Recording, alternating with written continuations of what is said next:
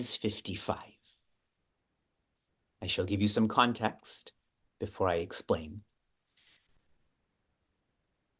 At the end of chapter 1, at the beginning of chapter 2, Prince Arjuna declares, and Sanjaya verifies, that I will not speak anymore.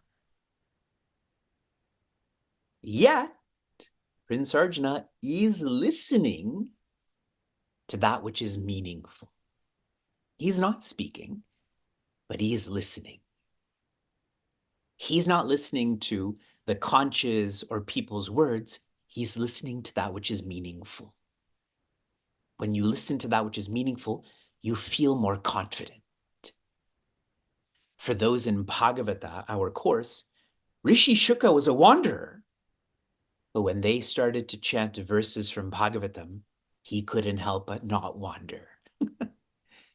I think it's like the Pied Piper. That's what meaningfulness is. And so in verse 54, Prince Arjuna does speak.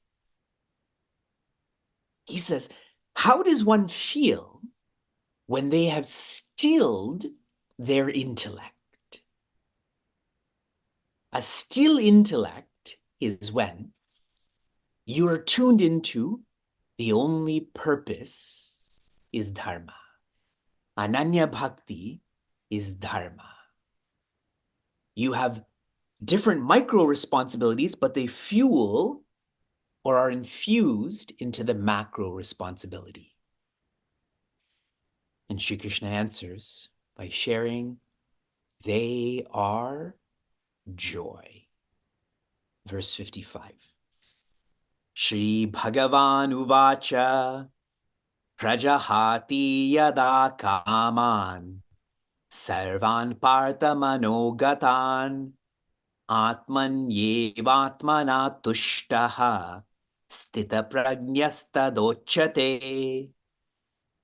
Joy times joy. What a verse. We are so fortunate to be able to experience what we are.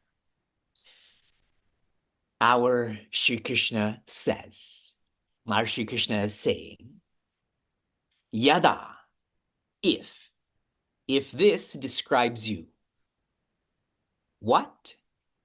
Kaman, sarvan, gatan. Kaman, desires. Which desires? Sarvan, all desires.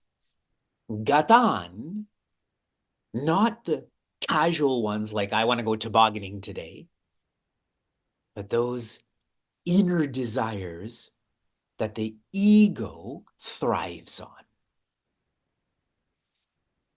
If the desires, all desires, those rudimentary desires, they are renounced.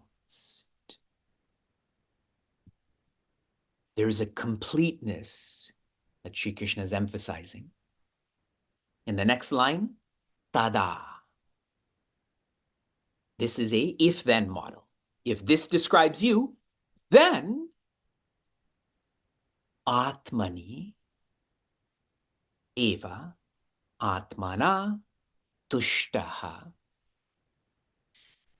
The ego, when this is in the spirit, then one will feel tushta, complete. Desires come from prince, which comes from, or is an expression of, is a synonym of ego. This is the trajectory of the Bhagavad Gita, and it's very much connected to verse 11, where Shri Krishna shares, you are joy. And now in verse 55, this is a special section of 18 verses. He is sharing what joy looks like.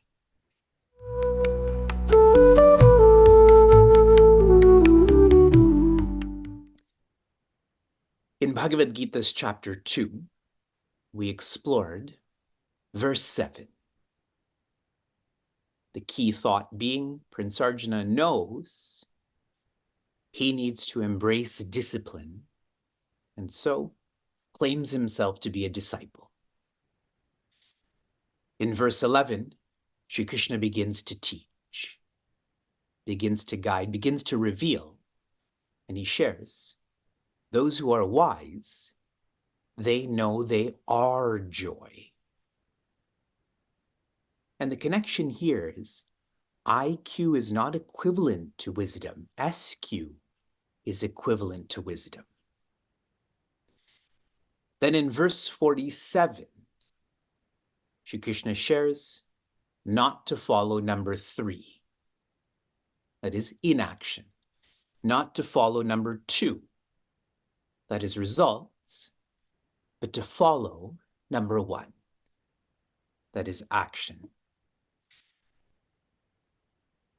When we follow the right actions, this becomes training in developing instrumentship. Instrumentship. This training goes on in the Bhagavad Gita and gets solidified, where Shri Krishna unambiguously shares, be my instrument. That comes many chapters later. From verse 47 to verse 55, Shri Krishna shares some carrots so that one follows number 1, that is the right actions, for karma yoga. He shares those who follow will become more balanced. Yoga samatva uchyate. They will become more capable. Yoga karmasu kaushalam. Shri Krishna introduces karma yoga, but he ends this chapter with jnana yoga. You should know you are a joy. How does one know? What is the affirmation that I am joy? Shri Krishna shares, sthita prajna. The indications of one who feels that their joy, irrespective of context. All of us also feel we are joy, but it's context dependent. It's in meaningful mornings, correct? It's during the highest vocation. But asthita prajna, they're ones who are not context dependent. That's the 4th quarter. In the 3rd quarter, Shri Krishna shares, they are content dependent. The ego depends on the spirit. That makes one independent, independently joyous. Please reflect on that. If you depend on the context, you will become dependent. If you depend on the content, you become independent. In the 2nd quarter, Shri Krishna is sharing that the desires that we have are not casual, but we have serious desires. One who is realizing that they are joy, even the serious desires are dropped. In Sanskrit, the word for desire is eshana. This is an expression of what's deeper than that? Prince or vasanas. So when Shri Krishna shares one has dropped desire, that means they've also dropped the prince that is included in that. For those who are visualizing Pujaswami Chinmayananda's BMI chart, past the V or beyond the V is Om. I mentioned that to you earlier. The way to deal with conflict is to go beyond it. In the 1st quarter, Shri Krishna is sharing prajahati. Jahati means to discard, to eject. Prajahati means completely. And another word for this is sannyasa. Sannyasa means to throw down fully. Shri Krishna's guidance in this final verse for us in this chapter, there is a significant difference. There's an exponential difference between being happy and being happiness. If I'm being happy, I still have desire, sometimes overt, sometimes covert. But being happiness, one doesn't have desire anymore. Even mumukshutva, the desire for desirelessness, also has been completed.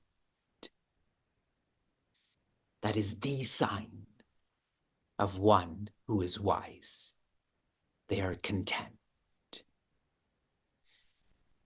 In this section, Shri Krishna shares many more beautiful insights, like a sign of one who knows that they are joy, Vita Raga Bhaya Krodha.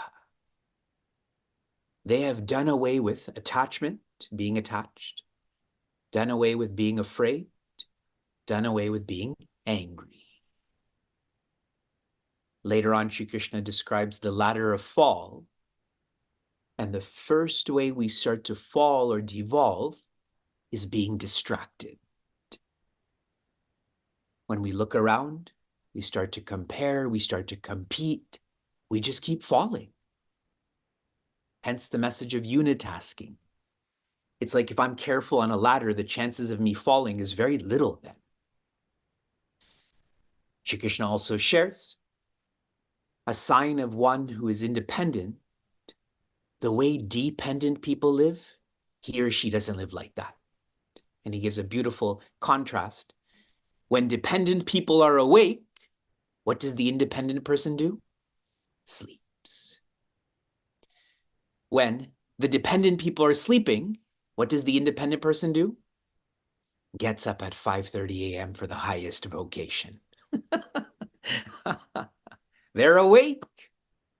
Our lifestyle in a micro sense will describe that. So many people are joining Meaningful Mornings on Saturday morning during a winter storm. This is us imitating one who is wise. Fake it till you make it.